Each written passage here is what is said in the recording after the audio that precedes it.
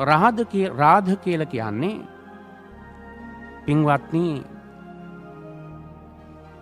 බුදුරජාණන් වහන්සේ සැවැත් නුවර දෙව්රම් මහා විහාරයේහි වැඩ ඉන්න කාලේ සැවැත් නුවර එක්තරා ගම්මානයක හිටිය බ්‍රාහ්මණ තරුණියෙක්. ඒ තරුණියා තරුණ කාලේ ඉඳලම බොහොම දුප්පත් අම්මයි තාත්තටයි හිටියේ එකම පුතා මේ රාධ හොඳින් හදා වඩා ගත්තා. විශාල ධනයක් තිබුණේ නැහැ. කාලා බීලා පැත්තකට වෙලා කාලයක් හිටිය අම්මයි තාත්තයි අකාලයේම මිය පරලෝ ගියා. රාධ අසරණ භාවයට පත් වුණා. ජීවත් වෙන්න මාර්ගයක් නැති නිසා මොහු කල්පනා කරනවා තැන් වල ඇවිදින එකෙන් තේරුමක් නැහැ. දෙව්රම් මහා විහාරයට ගිහිල්ලා සවන්තසේලාට උපස්ථාන කරමින් ඉන්න ලැබුණොත් හොඳයි කියලා හිතලා දෙව්රම් මහා විහාරයට පැමිණුණා. කලක් යනකොට මෙහෙම පැමිණුණු මේ රාධ හොඳින් කටයුතු කරමින් ඉන්නවා. අදහසක් ඇති වුණා අනේ මටත් මේ ශාසනයෙහි පැවිදි වෙන්න ලැබුණොත් හොඳයි කියලා. මේක මේ නිතර හමු වෙන ස්වාමීන් වහන්සේලාට මතක් කළත් උන්වහන්සේලා උනන්දු උනේ නෑ මේ රාධව පැවිදි කරන්න. කොයි හැප්ටි නමුත් මේ මිනිසයාට අවංකව තිබුණු ආශාව ඉෂ්ට කර ගැනීමේ අරමුණ නම් පොඩ්ඩක්වත් යට ගියේ නෑ. එක දවසක් බුදුරජාණන් වහන්සේ අලුයන් කාලයේහි මහා කරුණා සමාපත්තියෙන් ලෝකයේ දිහා බලා වදාරනකොට උන්වහන්සේ දැක්කා රහත් වෙන්න වාසනාව තියෙන හේතු සම්පත්තිය තිබෙන කෙනෙක් මේ දෙව්රම් විහාරයේම සිටින බව.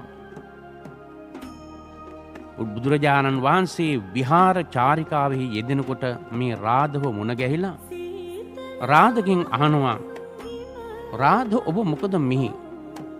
ස්වාමීනි මන් දැන් දවස් ගණනක් මේ දෙව්රම් මහ විහාරේ අතුපතු ගාමින් භික්ෂූන් වහන්සේලාට සලකමින් සිටිනවා. මම ස්වාමීනි සංඝයා වහන්සේලාට අපෝපස්ථාන කරනවා වගේම මහාන වෙන්නත් මට ආසාවක් තියෙනවා. ඔන්න ඒ අවස්ථාවේදී බුදුරජාණන් වහන්සේ භික්ෂූන් වහන්සේලාව රැස් කරලා අහනවා මහණෙනි මේ රාධ බ්‍රාහ්මණ පුත්‍රයාගෙන් යම්කිසි විශේෂ උපකාරයක් ලැබපු කවුරු හරි ඔබ වහන්සේලා අතර ඉන්නවද කියලා. ඒ වෙලාවෙහිදී සරියුත් මහරහතන් වහන්සේ ඉදිරිපත් වෙලා මතක් කරනවා ස්වාමීනි මට මතකයි මේ බ්‍රාහ්මණයා මං පිණ්ඩපාතේ වඩින අවස්ථාවේදී තමන්ට ගෙනාපු බත් හැන්දක් මගේ පාත්‍රයට බෙදන්න සැලැස්සුවා. ඒ නිසා ස්වාමීනි මේ රාධ සදහැසිතින් මට පිණ්ඩපාතය පූජා කළ කෙනෙක් හැටියට මං සලකනවයි කියලා බුදුරජාණන් වහන්සේ ඉදිරියේදී මතක් කළා. බුදුරජාණන් වහන්සේ හොඳයි එහෙනම් සාරිපුත්ත මේ රාධව පැවිදි කරන්නී කියලා.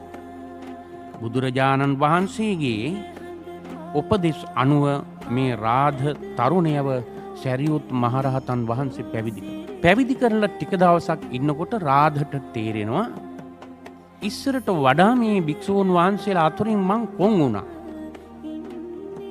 වැඩිය දැන් පිරිස කතා බහ කරන්නේ නැහැ.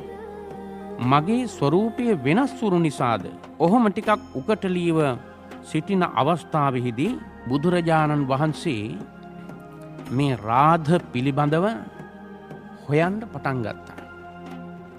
සරියුත් හාමුදුරුවෝ හම්බ වෙලා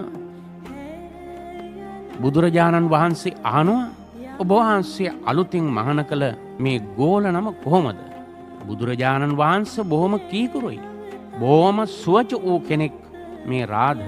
වැරද්දක් පෙන්නලා දුන්නොත් තරහ ගන්නේ නැහැ.